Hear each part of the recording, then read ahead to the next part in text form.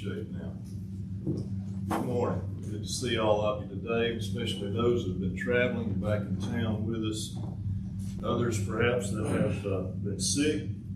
As Ken read for us just a moment ago from Genesis chapter 13, we're going to be talking about a member of Abraham's family, in particular his nephew Lot. And normally I would be up here the end of this month, but because of certain situations of the human condition, I'll say, well, I'm here now, so I appreciate Stephen being willing to let me preach today as opposed to the end of the month. But when we talk about situations like those of the Old Testament, it's always good to go back and understand just exactly what those folks faced. It's not really that much different from what we face today. Some of the things that we'll talk about today are very, very similar. As a matter of fact, we're going to make some application to our text this morning that will be just directly based on some of the situations that we face today in our lives. And it's all just a part of life, if you will. And Lot, the man by the name of Lot, made some choices in his life, as we all do.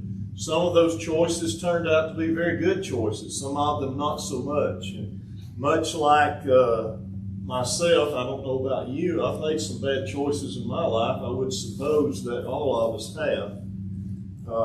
Otherwise, we wouldn't have the need for God's grace and the shed blood of His Son. But I think we're going to see from the life and the example that we see of Lot's life today and his choices that there are some good applications and some good teaching tools that we can find. The examples of the Old Testament provide very valuable lessons. From the example of Abraham, we learn a great deal about the value of faith in God. And what comes to my mind just immediately is his willingness to offer his son because God asked him to, and he did so in faith. Before that, he also left out of his original dwelling place and went in the Ur of the Chaldees and went to a land he had never seen or probably never heard of before, and he also did that in faith. There's a man by the name of Joseph who was sold into slavery, who could have just thrown his hands up and become just a ward of the state in prison, but he desired to do God's will. And we see God's providential care working in the life of Joseph. Even when he was cast in prison the second time, he was still able to be faithful to God. And there was a man by the name of Job whose patience and faith under trial held him up in great regard, not only before his friends, but also before God as well. And so we come to the man by the name of Lot today, and we want to know what does Lot teach us? What do we learn from him? There are probably at least two or three instances in the life of Lot that we might think about immediately that we associate with this man. We're going to talk about those today, no doubt. But we know, first of all, that we learned the art of decision making from him. And you say, well, I can't think of anything good that Lot really did. Well, he does do some good things. He made some good decisions. And then he made some bad ones, and we're going to learn from those as well, hopefully. And then we see the importance of making proper choices in that decision making. What was Lot's choice? He's introduced to us, as we read a moment ago, from Genesis chapter 13 and verse 1. Also, if you go back to Genesis chapter 12 and verse 5, to see that that's Abraham's nephew. And in Genesis chapter 12,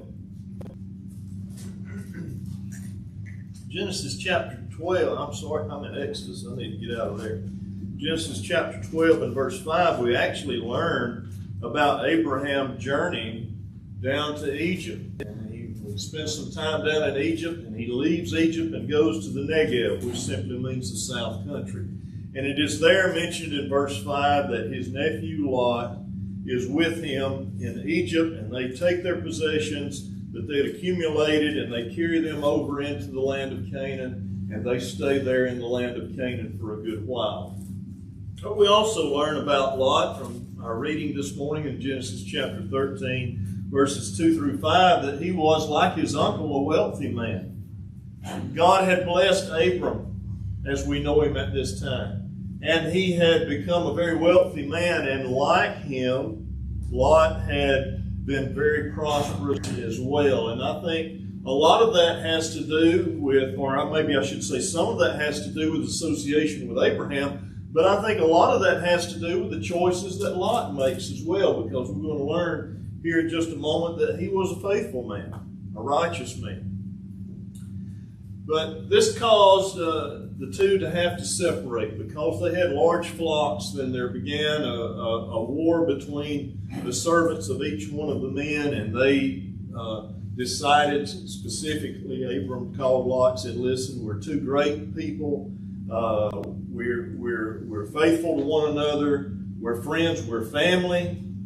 But we're going to have to separate because this is going to cause an issue with our laborers. So that's what they did.